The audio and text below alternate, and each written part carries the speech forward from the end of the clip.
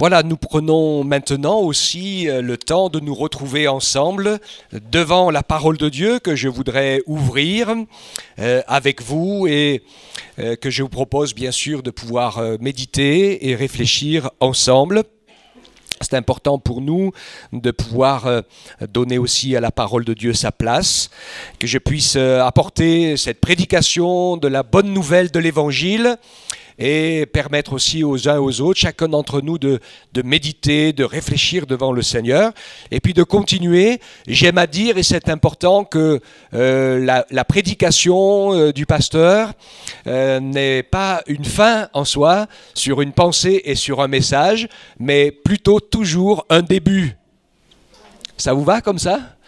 Parce que c'est logique de pouvoir, je l'espère, c'est mon objectif avec l'aide du Saint-Esprit, éveiller en nous des envies, des besoins, des interrogations pour qu'on continue ensuite dans la prière et dans les temps que nous passons avec le Seigneur pour que Dieu nous parle, et qu'il nous fortifie dans la foi et dans notre marche avec lui. Donc ce matin, je voudrais partager avec vous plusieurs éléments. Nous allons faire une lecture dans la première épître de Paul aux Corinthiens. Nous allons commencer au chapitre 13 au verset 8. 1 Corinthiens 13, c'est bien sûr le chapitre de l'amour par excellence. Ce n'est pas mon propos ce matin, mais je vais l'introduire par cela parce que je vais vous parler des dons de l'esprit et de l'exercice des charismes, et donc nous allons voir ensemble que cela en fait n'est vraiment possible et solide et efficace que si c'est basé sur une véritable expérience d'amour avec le Seigneur, et tout particulièrement aussi pour les frères et sœurs et pour l'Église. Parce que si on exerce les dons en justicier, en disant c'est moi qui ai raison, ou etc., ça ne va pas le faire. Mais si notre motivation est que les autres, mes frères, mes sœurs, mon Église, soient encore plus bénis et encouragés que moi-même, alors il n'y a pas de souci, nous pourrons donner des bonnes paroles, même si parfois le Seigneur nous dit qu'il y a quelque chose qui ne va pas bien et qu'il faut redresser la barre. Ça arrive. Et on a besoin de cela aussi. Donc nous lisons ensemble à partir de 1 Corinthiens 13, 8 jusqu'à 14, 19. C'est un petit peu long, mais je pense que c'est important de prendre le temps de nous arrêter ensemble sur sa parole. L'amour ne succombe jamais. Que ce soit les prophéties, elles seront abolies, les langues, elles cesseront, la connaissance, elle sera abolie, car c'est partiellement que nous connaissons, c'est partiellement que nous prophétisons. Mais quand ce qui est parfait sera venu, ce qui est partiel sera aboli. Lorsque j'étais enfant, je parlais comme un enfant, je raisonnais comme un enfant. Lorsque je suis devenu homme, j'ai aboli ce qui était de l'enfant. Aujourd'hui, nous voyons au moyen d'un miroir d'une manière confuse, mais alors nous verrons face à face. Aujourd'hui, je connais partiellement, mais alors je connaîtrai comme j'ai été connu. Maintenant donc, ces trois choses demeurent, la foi, l'espérance, l'amour. Mais la plus grande, c'est l'amour. Recherchez l'amour. Aspirez aussi aux dons spirituels, mais surtout à celui de prophétie. En effet, celui qui parle en langue ne parle pas aux hommes, mais à Dieu, car personne ne le comprend et c'est en esprit qu'il dit des mystères. Celui qui prophétise, au contraire, parle aux hommes, les édifie, les exhorte, les console. Celui qui parle en langue s'édifie lui-même. Celui qui prophétise édifie l'Église. Je veux que vous parliez tous en langue, mais je veux encore plus que vous prophétisiez. Celui qui prophétise est plus grand que celui qui parle en langue, à moins que ce dernier n'interprète, pour que l'Église en reçoive édification. Et maintenant, frères, de quelle utilité vous serais-je si je venais à vous parlant en langue au lieu de vous apporter une parole de révélation, de connaissance, de prophétie ou d'enseignement? Je reprends avec vous au verset 12. De même, vous, puisque vous aspirez aux dons spirituels, que ce soit pour l'édification de l'Église, que vous cherchiez à en avoir en abondance.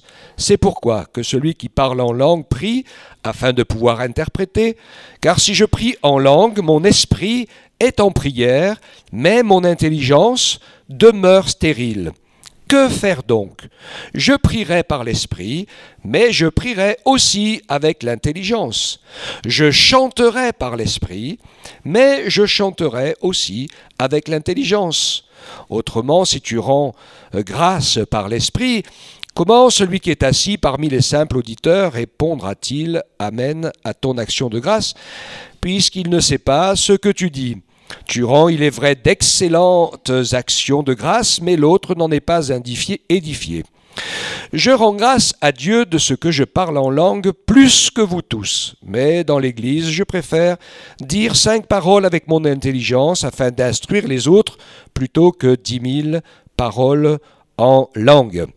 Frères, ne soyez pas des enfants au point de vue du jugement, mais pour le mal, soyez des enfants, et pour le jugement, soyez des hommes faits. Il est écrit dans la loi, c'est par des hommes d'un autre langage et par des lèvres d'étrangers que je parlerai à ce peuple et ils ne m'écouteront même pas ainsi, dit le Seigneur. Par conséquent, les langues sont un signe, non pour les croyants, etc. Je vais aller avec vous à partir du verset 26. Que faire donc lorsque vous vous assemblez? Chacun a-t-il un cantique, une instruction, une révélation, une langue, une interprétation? Que tout se fasse pour l'édification. Si l'un parle en langue, tout au plus 2 ou 3. Et encore, chacun à son tour. Et qu'il y en ait un qui interprète. S'il n'y a pas d'interprète, qu'on se taise dans l'Église et qu'on parle à soi-même et à Dieu. Pour les prophètes, que 2 ou 3 parlent et que les autres jugent. Un autre assistant a-t-il une révélation? Que les premiers se taisent, car vous pouvez tous prophétiser successivement, afin que tous soient instruits et que tous soient exhortés. Les esprits des prophètes sont soumis aux prophètes, car Dieu n'est pas un Dieu de désordre, mais un Dieu de paix. Amen. Alors, je voudrais ce matin partager avec vous 3 sujets. Le premier qui est celui de l'amour, comme je l'ai dit, la base et la racine pour la vie, de l'exercice des dons de l'esprit. Et puis, on va parler un petit peu donc des dons spirituels, particulièrement dons des langues et prophéties, puisqu'il est question de cela dans le texte que nous avons lu, mais vous, je pense, savez comme moi que des dons, les charismes explicités par l'apôtre Paul dans les Corinthiens, il y en a plusieurs. Est-ce que vous vous rappelez le nombre? Combien y en a-t-il? Il y en a 9. D'accord? Alors, si vous voulez en connaître la liste, elle est facile à trouver. Juste avant, dans 1 Corinthiens 12, il nous explique les détails de ces dons différents, dont j'aime à préciser ce que le texte nous dit à leur sujet, qu'ils appartiennent à l'Esprit et que l'Esprit les distribue à chacun comme il veut. J'ai toujours insisté sur ce point parce qu'il y a des gens qui disent « Ah, moi j'ai le don de ceci, moi j'ai le don de cela ». Personnellement, je pense que ce n'est pas comme ça que ça marche, parce que le seul qui a les dons, c'est le Saint-Esprit. Nous sommes des porte-paroles. Et finalement, je me rends compte par l'expérience que nous exerçons les dons qui finalement un peu correspondent aux expériences que nous avons faites et là où nous avons commencé. Et je vous encourage à prier pour que nous puissions progresser dans l'exercice des dons spirituels, qu'il n'y en ait pas que 1 ou 2, mais qu'il y en a 9 en tout, hein, et que Dieu nous permette ainsi de le vivre. Et je crois qu'on peut le vivre et que parfois on le vit aussi, même parfois sans trop s'en rendre compte. Ça nous est arrivé de dire des choses à des personnes qui ont touché leur cœur ou qui ont mis le doigt sur quelque chose dont le Seigneur avait besoin de mettre le doigt. Nous, on n'a même pas vu, mais le Seigneur, lui, il a parlé. Et puis ensuite, je prendrai aussi quelques instants pour vous parler de la prière et du chant par l'esprit ou par l'intelligence, de ces choses que le Seigneur nous permet de vivre dans notre vie spirituelle Parce que ce que nous vivons de manière spirituelle, je crois que c'est tellement, tellement important. Je voudrais dire, et je vais le dire, c'est plus important que tout le reste. On dit ça je dis cela, et la parole de Dieu nous dit ça pour rééquilibrer, parce que nous le voulions ou non, nous sommes des hommes et des femmes charnels. Et quand je dis ça, c'est pas simplement une question impure, mais qui vivons et qui avons l'habitude de vivre, de raisonner et de réfléchir par rapport à notre ressenti, qu'il soit physique ou psychologique. Et parfois, eh bien, nous avons des moments où nous avons l'impression peut-être qu'on est plus loin du Seigneur, mais ce n'est qu'une impression, parce que le Seigneur est toujours près de nous. Il a promis, je suis avec vous tous les jours. Et donc, si on se fie à nos sensations, à nos impressions, alors évidemment, on peut avoir faim, soif, froid, chaud, être fatigué, etc. Alors, il faut être attention un peu à ce que dit notre corps. Mais n'oublions jamais quand même que dans le principe, dans le fonctionnement, notre corps est à notre service et pas l'inverse. Donc on doit prendre soin de son corps et faire en sorte qu'il soit en bonne santé. Donc d'ailleurs on ne mange pas n'importe quoi, n'importe comment, c'est pas trop bon pour notre santé, etc. Tout un tas d'autres choses que le Seigneur va nous aider dans sa grâce à vivre de la bonne manière. Alors, je crois qu'il y a vraiment un service efficace pour le Seigneur. Il veut que nous puissions être remplis et renouvelés de son esprit. Il a mis son esprit en nous à partir du moment où nous avons ouvert notre cœur et que nous nous sommes repentis de notre péché, de nos péchés, que nous avons accepté et demandé à Jésus de venir pardonner nos péchés, de venir changer notre cœur, que nous avons pris la décision de le suivre. Eh bien, le Seigneur nous encourage à réaliser que nous pouvons glorifier Dieu par son esprit présent en nous, que nous pouvons aller plus loin, devenir ces adorateurs que le Père recherche, qui adorent Dieu en esprit et en vérité. Et vous me connaissez, vous savez combien j'insiste pour que nous puissions devenir ces adorateurs. Et je suis archi sûr qu'il y a une grande différence entre être des adorateurs et des consommateurs.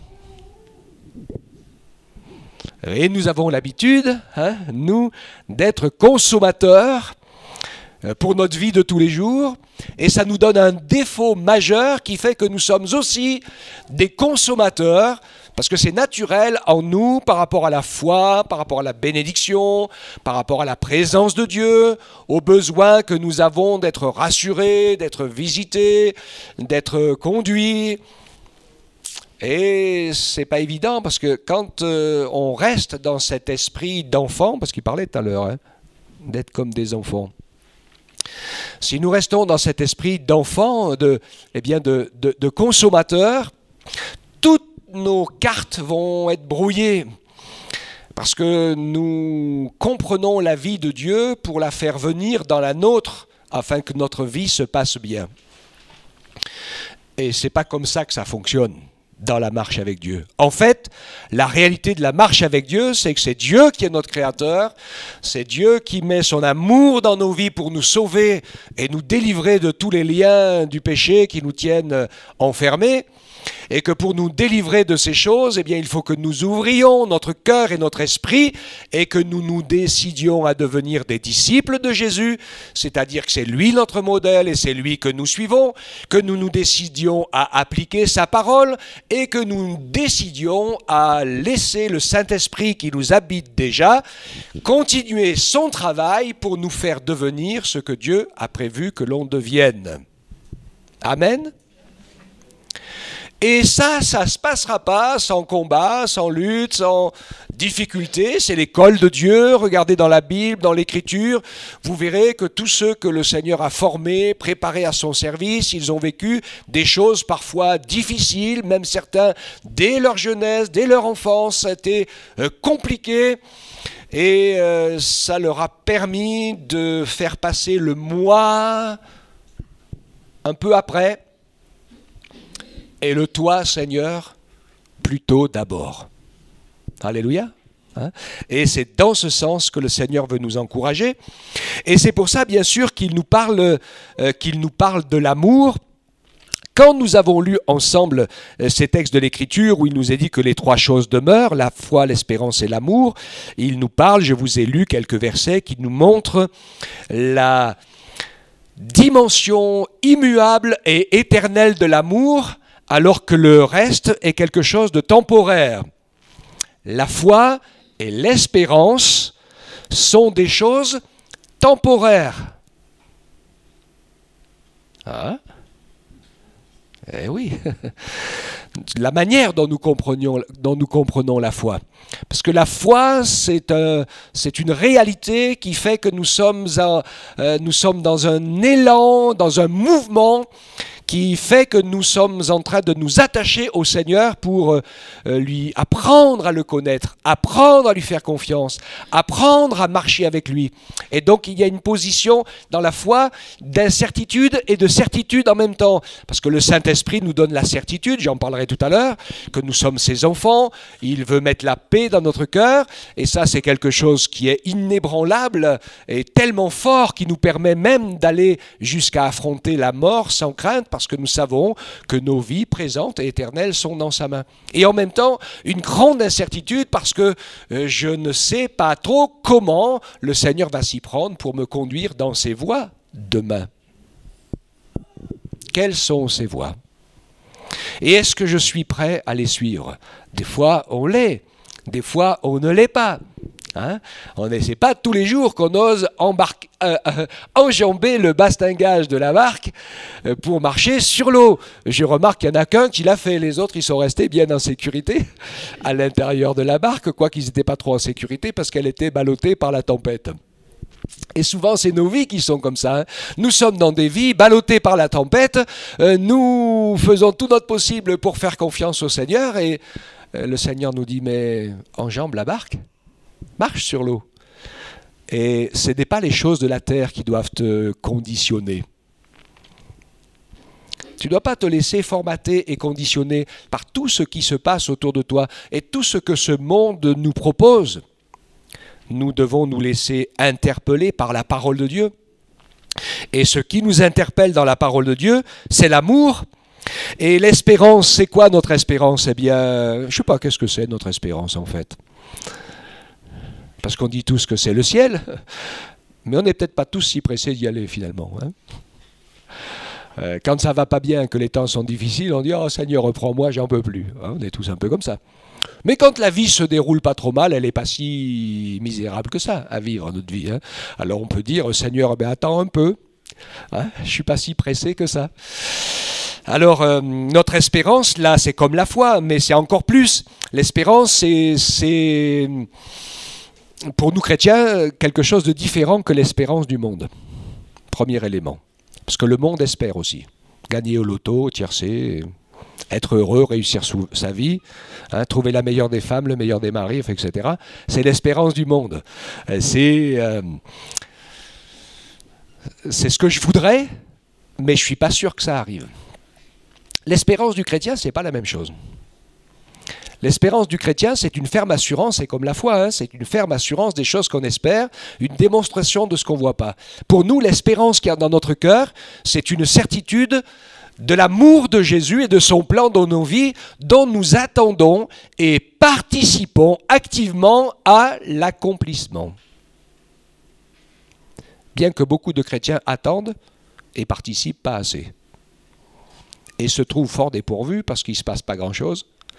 Et c'est vrai que si nous ne sommes pas en plein élan en train de participer à l'accomplissement de l'espérance que le Seigneur a mis dans nos cœurs, il ne va rien se passer. Un jour, un frère qui était dans une situation catastrophique de sa vie, dit pourtant le Seigneur et puis des gens m'ont parlé de la part du Seigneur et ils m'ont dit ça, et c'est jamais arrivé. Alors je l'ai rassuré et pas rassuré à la fois. Parce que je lui ai dit, si tu ne te lèves pas et que tu ne te mets pas en marche par la foi pour commencer à entrer dans ce que le Seigneur veut pour toi, eh bien ça n'arrivera jamais. Si tu prends un autre chemin que celui de mettre Jésus en premier et que tu marches sur ton chemin à toi, ça n'arrivera jamais non plus. Les promesses resteront vides et vaines. Parce que la promesse de Jésus, je vais prendre une généralité ici, la promesse de Jésus, il nous a dit que tout le monde pouvait être sauvé. Jésus, en mourant sur la croix, a porté tous les péchés. Il n'y a pas de péché que le Seigneur ne puisse pardonner, sauf un. Je n'ai pas le temps de me perdre dans cette explication ce matin, mais c'est une réalité, vous inquiétez pas par rapport à cette réalité. Vous qui êtes là et qui aimez le Seigneur, vous risquez rien en restant fidèles. Ceux qui blasphèment contre le Saint-Esprit sont ceux qui ont été sauvés, convertis, nés de nouveau, remplis de l'Esprit, et puis qui changent de camp, qui abandonnent le Seigneur pour servir le camp de l'adversaire parce qu'ils sont tombés dans l'orgueil. Comme certains chefs de secte qui à certains moments ont été des vrais et bons prédicateurs de l'Évangile et qui, comme quelqu'un que je ne nommerai pas mais qui est en Corée par là-bas, s'est mis à dire que Jésus avait raté sa mission et que lui allait la réussir. Alors évidemment, il n'y a pas de retour possible pour ces personnes. C'est de cela qu'il est question. Mais pour les autres, entre nous qui parfois défaillons, chancelons, tombons, ça nous arrive et qui sommes tellement malheureux, le Seigneur est celui qui nous dit que si nous nous repentons, que nous abandonnons notre péché, il est fidèle et juste pour nous pardonner. Et donc je crois que le Seigneur veut que tous les hommes soient sauvés. Est-ce que tous seront sauvés ? Alors il y a certaines religions qui le disent. Ah oui, Jésus est mort pour les péchés de tous, donc on ira tous, plus ou moins, finira par aller au paradis. Ce n'est pas ce que la parole de Dieu dit. Jésus dit, il y a beaucoup d'appelés et peu d'élus. Alors, on est tordu, nous, dans l'esprit humain, parce que quand on dit ça, dans l'esprit de beaucoup de gens, ça veut dire que Dieu est très sévère, que c'est très très dur, qu'il en appelle une partie, et puis parmi ceux qu'il appelle, il va faire un sacré tri. Ce n'est pas du tout de ça qu'il est question. Quand Jésus dit ces choses, il fait simplement un constat réaliste. Parce que les hommes et les êtres humains que nous sommes, en fait, au lieu de s'humilier simplement pour recevoir la grâce et le pardon de Dieu qui est en Jésus, continuent à s'imaginer qu'ils vont pouvoir se débrouiller tout seuls. Mais il n'y a de salut en aucun autre, car il n'y a aucun autre nom qui a été donné parmi les hommes par lequel nous puissions être sauvés, et ce nom, c'est le nom de Jésus. Amen. Et le Seigneur nous encourage donc à pouvoir avancer, foi, espérance, ces choses temporaires qui vont s'arrêter quand le Seigneur Jésus nous aura repris auprès de lui pour les noces de l'agneau, qu'il nous aura ressuscité d'entre les morts, qu'il nous aura glorifié quand nous l'avons lu, quand ce qui est parfait sera venu. Ça me permet d'ouvrir une parenthèse par rapport aux personnes qui disent que les dons de l'esprit étaient, et le parler en langue et tout cela était réservé à l'église naissante. Et qui, chez les pentecôtistes, nous ne sommes pas d'accord. Parce que quand nous lisons ce texte et bien d'autres qui nous confirment ces choses, le Seigneur explique que ces choses que nous vivons, prophétie, langue, tous ces dons, etc., sont temporaires parce que nous connaissons de manière temporaire, parce que nous ne vivons pas tout, nous ne savons pas tout, et donc le Seigneur nous aide et se révèle, il donne des coups de pouce à notre foi. Et il dit que tout ça, ça s'arrêtera quand ce qui est parfait sera venu. Alors, je ne sais pas si vous avez vu ce qui est parfait venir, mais moi, non. Je crois que c'est encore bien moins imparfait aujourd'hui que ça ne l'était à l'époque de Jésus. Et donc, tant que le Seigneur Jésus n'est pas venu, tant qu'il ne s'est pas révélé pour nous emmener avec lui, eh bien, le parfait n'est toujours pas venu. Nous sommes toujours dans le temporaire, le limité, où le Seigneur a mis entre les hommes et lui un choix important pour pouvoir le suivre, qui est le choix de la foi. Alors vous me direz, pourquoi le Seigneur met-il cet espace nécessaire de la foi entre les hommes et lui? C'est très facile l'explication. C'est très très facile. Parce que Dieu veut que le rejoigne avec lui dans le ciel pour passer l'éternité ceux et celles qu'il aime. Et je veux faire une grande différence ici entre croire en Dieu et l'aimer. Vous savez que c'est important. Tu crois en Dieu, disait Jacques, dans son épître, il dit tu fais bien, le diable aussi.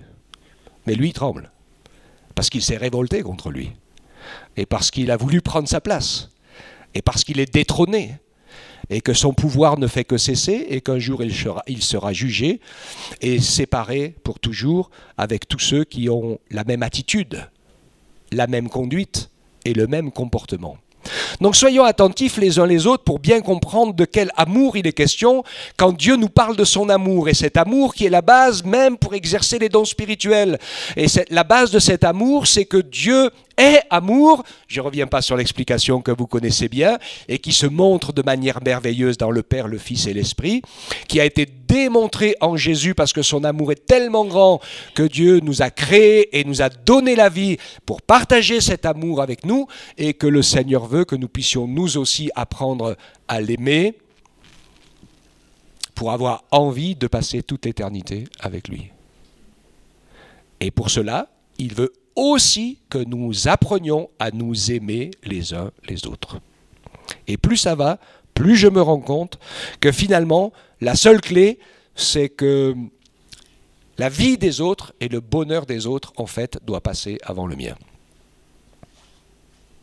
C'est comme ça que Dieu fonctionne.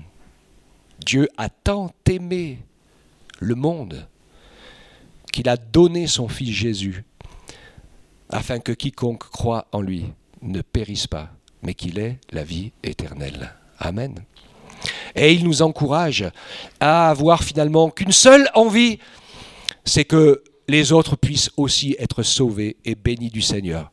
L'apôtre Paul avait bien compris ces choses. Il disait moi-même, je voudrais être anathème si c'était possible, c'est-à-dire rejeté par Dieu, si le Seigneur me promettait en échange que toute ma famille, tous les miens, tous seraient tous sauvés. C'était impressionnant cet amour. Cela, lui, il avait compris l'amour de Dieu. Moïse, dans le désert, où Dieu est tellement en colère contre ce peuple rebelle qui va finalement mourir, et Dieu il va leur laisser le temps de se repentir. Alors, c'est vrai qu'ils n'entreront pas, cette génération-là n'entrera pas dans le pays de la promesse à cause de leurs murmures, de leurs jugements, de leurs idolâtries, etc. Mais je pense que le Seigneur a laissé le temps au temps pour leur salut éternel, c'est pas la même chose. Seront-ils restés dans les murmures, dans cette foi de consommateurs, toujours insatisfaits, parce que les choses ne vont pas comme je le voudrais? Ou seraient-ils entrés dans la manifestation de l'amour de Dieu, comme Moïse, Josué et Caleb l'avaient compris, en disant que Dieu les conduirait, qu'il les emmènerait à prendre le pays promis. Et quand, à un moment donné, la révolte était tellement forte de tous, que le Seigneur qui parlait tranquillement avec Moïse, de jour en jour, il dit « Moïse, pousse-toi un peu, je vais tous les anéantir et je ferai de toi une grande nation. » C'est intéressant quand même. Vous savez ce que Moïse a répondu? Vous savez pas ce qu'il a répondu? Ah c'est bon, tu m'as fait peur. Hein? Oui, on connaît tous la réponse, c'est pas ça. Il a dit, Seigneur, si tu fais ça, tu rayes aussi mon nom de ton livre. Ouh, c'est impressionnant. Hein? Et qu'est-ce qui faisait que Moïse ou tant d'autres avaient ce même choix, cette même pensée? Eh bien, c'est tout simplement que c'était des vrais adorateurs. C'était des gens qui avaient une vraie communion avec le Seigneur, qui vivaient et qui avaient réussi à faire cette connexion entre eux et l'Esprit de Dieu. Cette connexion qui nous emmène et qui fait que c'est le Saint-Esprit et la parole de Dieu qui prend autorité parce que je la lui donne. Disciple ou esclave volontaire. Finalement, je me dis que moi, ça ne me dérange pas d'être l'esclave de quelqu'un qui n'a pas peur de mourir pour moi. Non? Ça vous va? Parce que je sais qu'il veut être mon frère, il est mon père, et il veut me bénir, il veut le meilleur. Et la seule chose qui peut se passer, et c'est d'ailleurs la réalité, ça sera l'objectif d'un autre message que je vous donnerai dans quelque temps, qui nous montre en fait que toutes ces choses difficiles et terribles qui arrivent sur la terre, le fruit du péché de l'humanité, dont nous sommes parfois éclaboussés sans nous en rendre compte, ce que le Seigneur me montrait ce matin pendant qu'on était là dans l'adoration et dans la présence de Dieu, c'est que le péché auquel nous avons ouvert la porte est quelque chose d'extrêmement grave. C'est pas anodin. C'est affreux.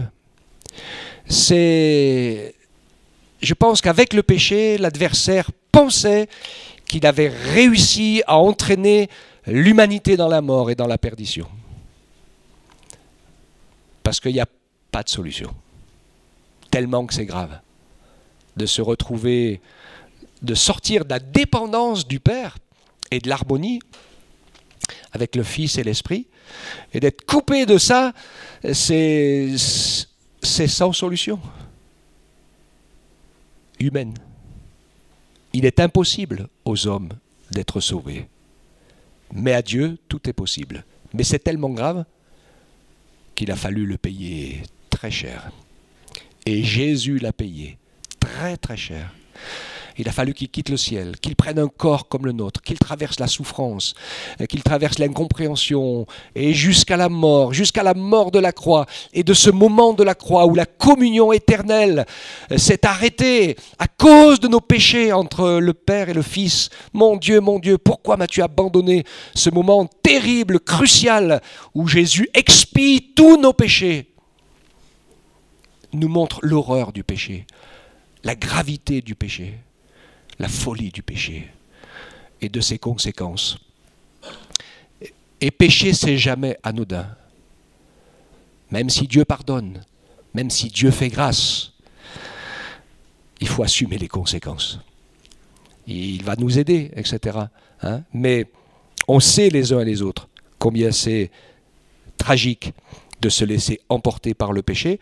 Et ce qu'on découvre, et je vais le dire ici, c'est que sans l'aide de Dieu, sans la présence de son esprit en nous et de sa parole que nous voulons, que nous désirons et que nous demandons de tout notre cœur, il nous est impossible de résister au piège du péché. Aucun être humain, quel qu'il soit, n'a la force et n'est capable de résister à l'attraction du péché. Un jour ou l'autre, il vous attrape et il vous piège. Si ce n'est pas le Seigneur Jésus à qui nous crions au secours parce qu'il habite en nous pour qu'il coupe le pouvoir et la puissance de ce... Combien on voit de gens, vous savez, toutes les familles qui sont détruites par certaines choses qui ont envahi les familles, ça continue de génération en génération. Le diable, il ne lâche pas les options comme ça. C'est des sacrés combats. Oui, le péché est quelque chose de terrible. Et seul le sang de l'agneau est capable de l'effacer. Et sa résurrection d'entre les morts nous donnait la force de permettre à son Esprit Saint de triompher en nous. Alléluia. Et de commencer à mettre en nous cet amour qui n'est pas l'amour humain, qui est un peu égoïste et à contresens, et de mettre en nous l'amour qui commence à être de l'amour de Dieu, agapé, qui fait que, eh bien, on va regarder à Dieu et à sa volonté, on va regarder aux autres et à leurs besoins, et on va s'avancer, on va s'engager, on va se donner pour le service du Seigneur. C'est la seule manière de tuer le pouvoir du péché en nous.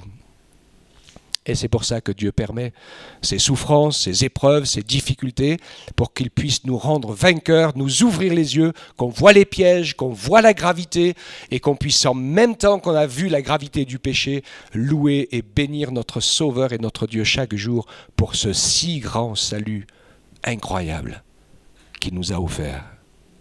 Alléluia. Et qu'on fasse attention de le servir en retour, parce qu'en nous rachetant de nos péchés, il nous permet ainsi d'entrer dans son service. Donc l'amour est la base de tout. On l'a dit, les langues cesseront, la connaissance, etc. Donc je redis ce que j'ai dit tout à l'heure avant d'ouvrir cette grande parenthèse sur l'amour de Dieu, hein, que tant que nous sommes dans le temporaire, et c'est toujours le cas aujourd'hui, donc ce que la première Église a vécu, nous continuons à le vivre avec les dons de l'Esprit, avec les appels au ministère, avec les exercices de la prophétie, du parler en langue, des interprétations, qui sont toujours une réalité essentielle parce que c'est vraiment très difficile, voire complètement impossible de faire l'œuvre de Dieu par nos propres forces. Qu'est-ce que c'est qui va convaincre les gens de pécher? C'est moi? C'est toi? Sûrement pas. Mais si le Saint-Esprit peut parler au travers de toi ou de moi, oui, ça c'est possible. Qui est-ce qui va guérir les malades? C'est toi? C'est moi? Sûrement pas. Mais si le Saint-Esprit peut faire ces choses au travers de toi, au travers de moi, il va le faire, parce que c'est simplement le corps de disciples que je suis, que tu es, qui va lui permettre de les faire. Donc le Seigneur nous demande d'aspirer à l'exercice de ces dons spirituels. Je ne vais pas parler, prendre le temps, mais quand vous regardez bien le texte, vous verrez que l'apôtre Paul montre de manière bien précise qu'il y a une partie de notre vie spirituelle personnelle avec le parler en langue qui nous édifie nous-mêmes. Et l'apôtre Paul qui dit « je parle en langue beaucoup plus que vous tous ». Et il fait une différence, je pense que vous tous qui êtes si vous êtes instruits dans les dons de l'esprit, vous connaissez la différence entre parler en langue parce que nous sommes remplis et débordants du Saint-Esprit. Nous avons laissé le Saint-Esprit prendre le pouvoir sur notre langue pour l'honorer et le servir, ce qui est la porte ouverte à laisser le Saint-Esprit s'emparer de nous pour manifester les dons, les 9, dont l'un d'entre eux, la prophétie ou les miracles, etc., et dont un est aussi le parler en langue, qui, pour être un don spirituel complet, doit être interprété. Quelqu'un donne un message et quelqu'un l'interprète. Voilà, ça c'est différent que de parler en langue pour son édification personnelle, dans son culte personnel et dans sa relation d'amour avec le Seigneur qui nous permet, comme nous l'avons vu ensemble, et ce sera la dernière partie, parce que je ne vais pas rentrer dans le détail des 9 dons, je vous ai parlé quelques mots sur qu'est-ce que c'est que d'être immergé dans l'esprit. Hein, je crois que c'est pour ça que des fois je tique un peu quand on chante des chants au Saint-Esprit descend, parce qu'il est déjà descendu il y a longtemps. Vient parce qu'il est déjà là, hein, donc on sait qu'on a une petite discussion avec ça, et je sais que c'est important de réaliser qu'il est déjà là, et quand on a ouvert son cœur au Seigneur, il nous habite déjà, et qu'en fait là où est le problème, c'est nous qui en sommes plus ou moins conscients, parce que notre tête, notre mental et nos préoccupations sont ailleurs. D'accord ? Et si je passe mes journées entières à me préoccuper que des choses matérielles et de la vie de tous les jours, etc., etc., etc., il ne faut pas croire que comme ça, tout d'un coup, comme un coup de baguette magique, le dimanche matin, quand je suis au culte, je vais être au taquet pour être ouvert à tout ce qui est du monde, de la vie du Saint-Esprit. Je crois plutôt que je vais être complètement à la ramasse. Hein? Comme si ça faisait des années-lumière que tu n'avais pas nagé ou fait du vélo les premières heures, ça va être un peu spécial. Hein? Ok? Et là, c'est pareil. Le Seigneur veut que nous puissions prendre à cœur ces choses. Et il nous parle d'un point donc, qui est important, qui est mon 3e point, qui est chanter et prier par l'esprit ou par l'intelligence.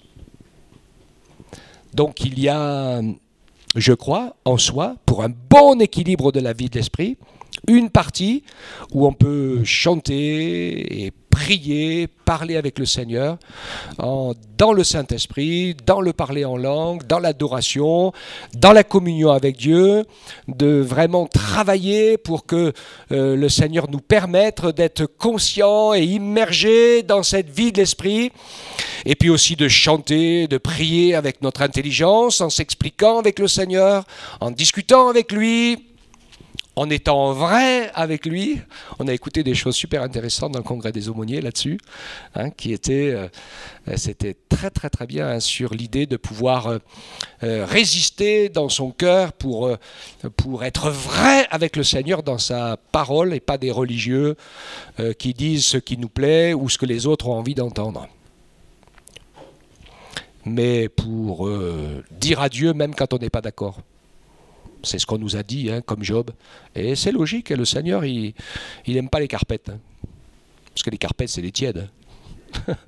Et donc, il veut qu'on soit vrai avec lui, tout en allant jusqu'à dire, Seigneur, non plus moi, mais toi. Résister et s'abandonner. C'était super intéressant. Hein, ou de pouvoir être vrai, et puis quand on a compris ce que Dieu veut, capituler pour le laisser faire. Hein, parce que souvent on dit, ben, Seigneur, j'ai compris, je te donne tout, mais en fait, on lui donne pas si tant tout que ça. Hein, ou alors on lui donne tout en bloc et les portes sont bien fermées. Et il n'arrive pas à rentrer. Hein, le Seigneur veut que nous lui laissions la place par amour. Donc il nous encourage ainsi à aspirer aux dons spirituels.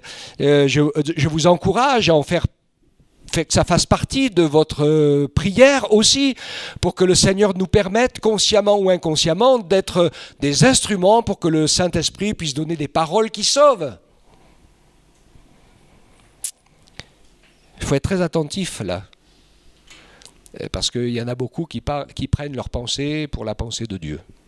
Hein, et leur vue de l'esprit et leurs élucubrations pour la pensée et la parole de l'esprit. Ce que Dieu nous montre doit être conforme à sa parole.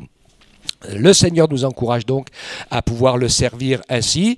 Donc sur cette partie surnaturelle de notre vie de piété, de la vie de l'esprit, de l'adoration, de cet état d'esprit d'adorateur, que nous puissions donc être basés sur la base de l'amour, comme le Seigneur veut que nous puissions le vivre, où nous savons que pour exercer le surnaturel de Dieu, pour entrer dans le ministère et le service que Dieu nous a donné, il y a le chemin incontournable, c'est qu'il faut que l'accomplissement du plan de Dieu et la bénédiction de l'autre soient plus importants que moi. Alléluia. Et c'est important ça. Hein. Je vous ai parlé, il y a assez longtemps de cela, de personnes qui étaient très qualifiées et inutilisable. Quelqu'un qui chante très bien, qui a une super voix, qui veut chanter dans la chorale, mais dès que vous voyez la personne se manifester, vous comprenez que ce que cette personne veut, c'est que tout le monde la voit et reconnaisse qu'elle a des talents. Ok ? Ou quelqu'un qui a les dons d'administrateur ou de comptable ou tout ce qu'on veut, ou même de prédicateur, hein, qui sait bien parler, et qui, en fait, poursuit le but d'être reconnu dans ce qu'il a reçu. Mais ce n'est pas comme ça que le Seigneur nous montre. Le Seigneur nous montre que nous sommes appelés à être au service d'eux. Et l'apôtre Paul disait, je suis le moindre des apôtres. Nous, on sait bien que c'est pratiquement le plus grand, parce qu'en prison, il a écrit la plupart des épîtres dont nous avons besoin pour être solides dans notre vie d'église. Hein. Mais pour lui, et lisez bien les paroles et vous verrez que il a, en fait, peu importe lui ce qu'il pense, il ne s'intéresse pas à ce qu'il pense. Ce qui l'intéresse, Paul, c'est les églises, c'est la volonté de Dieu. Les églises, la volonté de Dieu, qu'est-ce que Dieu veut faire pour être au bon endroit, au bon moment, en train de faire les bonnes choses. Ce qu'il est, lui, ça n'a aucune importance. Alléluia. C'est comme ça que l'action et le ministère du Saint-Esprit se manifestent pleinement et clairement au travers de nos vies. Parce que si nous sommes là pour nous faire reconnaître et valoriser, ça ne va pas marcher, c'est très charnel et ce n'est pas efficace. Ça sème la division. Après, moi je suis pour un tel, je suis pour un tel, et lui il est mieux et l'autre il est moins bien, etc., etc. Que le Seigneur nous permette d'être pour un seul, c'est pour Jésus.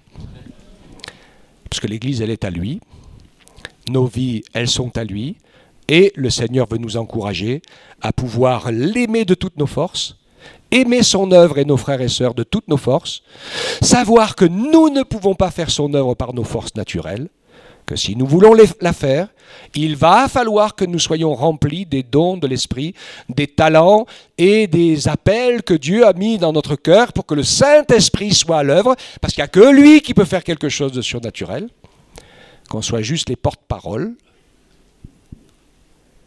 Et puis ensuite, bien sûr, qu'il nous permette de pouvoir avoir une vie de piété, intelligente, réfléchie, et surnaturelles aussi, qui nous permettent, parce qu'on en a besoin, on est des êtres spirituels, on a besoin du surnaturel, de vivre dans le parler en langue, dans les prophéties, dans l'exercice des choses surnaturelles. C'est normal, parce que nous sommes créés à l'image de Dieu. On ne peut pas se satisfaire et trouver son bonheur uniquement dans les choses pratiques de la terre. Ça, c'est pas possible, parce que là, on n'en a jamais assez. Mais dans la relation d'amour vivante avec le Seigneur, en train d'exercer nos talents, et ce que Dieu nous a donné pour bénir les autres, alors là, on va avoir beaucoup de joie, beaucoup de paix, parce que le Seigneur sera glorifié dans notre vie. Amen. Ce que je vous dis ce matin, je me le dis à moi-même. Je ne fais pas de différence entre vous et moi. On est tous à la même enseigne. Et le Seigneur le sait, il nous connaît. Et on n'est pas appelés tous à faire la même chose. Chacun a reçu de Dieu des talents et un appel différent. Ce qui est important, les uns les autres, c'est que nous allions à la rencontre de ce pourquoi Dieu nous a appelés. Parce que c'est là que nous serons heureux. Et parfois, le Seigneur est inventif toujours. Il nous permet de vivre, de faire des choses, d'aller vers des choses que peut-être les autres n'ont jamais fait. De toute façon, nous sommes tous différents. Et le Seigneur ne veut pas faire du copier-coller. Hein. Il veut nous encourager à découvrir ce que son Saint-Esprit a prévu pour chacun d'entre nous et en nous, pour la gloire du Père. Amen. On le remercie ensemble. Seigneur, sois béni et adoré. Tu es tellement grand et merveilleux, Seigneur, ton amour, on ne peut pas le mesurer, mais il n'empêche que nous voulons bien nous y plonger, et de toutes nos forces, Seigneur. Parce que nous avons besoin d'être plongés dans ton amour et dans ton esprit pour que ces choses deviennent toujours plus réelles en nous, toujours plus vraies. Que nous ne nous laissions pas toujours retirer en arrière en ne nous occupant que des affaires de ce monde, mais que nous puissions aussi avoir la sagesse et le don de nous-mêmes pour entrer dans les œuvres que tu as préparées d'avance afin que nous les pratiquions, pour bénir ton œuvre, bénir nos frères et sœurs et bénir ce monde qui se perd en ton nom, que nous puissions lui apporter le surnaturel de Dieu dont il a besoin pour être guéri, pour être sauvé, pour que tu te révèles. Merci de ta grâce, merci de ta présence, merci de ta bonté et de ta miséricorde. Ensemble, nous louons ton nom. Je te prie pour moi le premier et pour mes frères et sœurs de nous donner toujours plus soif de ces choses afin que nous les recherchions et que tu nous aides à voir comment tu vas manifester cela en nous et au travers de nous. Oui, que ton nom soit béni, Seigneur. Et encore, comme je le disais tout à l'heure, nous pensons ensemble à notre nation tout entière, Seigneur, qui a tellement besoin de ta grâce. Permets à ton Église, permets à chacun d'entre nous, Seigneur, d'être là au poste fidèle que tu nous as assigné à chacun pour aller à la pêche de toutes les âmes que tu veux sauver. Fais-nous grâce et aide-nous déjà à gagner ce combat dans le monde spirituel pour qu'ensuite cela se réalise jusque dans le monde des âmes perdues. Merci Seigneur de ta présence. Merci de cette journée d'aujourd'hui. Grave ta parole dans nos cœurs. Fais-nous grandir Seigneur, que nous ne nous contentions pas d'entendre des choses qui nous parlent, mais que nous ayons faim et soif vraiment de les vivre. Oui, sois béni et loué Père éternel. C'est toi que nous acclamons, notre Sauveur, notre Roi. Merci Jésus d'avoir tout accompli pour nous. Et ton Esprit Saint qui nous habite, oh oui, apprends-nous à lui laisser toute la place pour que tu sois glorifié. Merci Père, au nom de Jésus. Amen. Amen.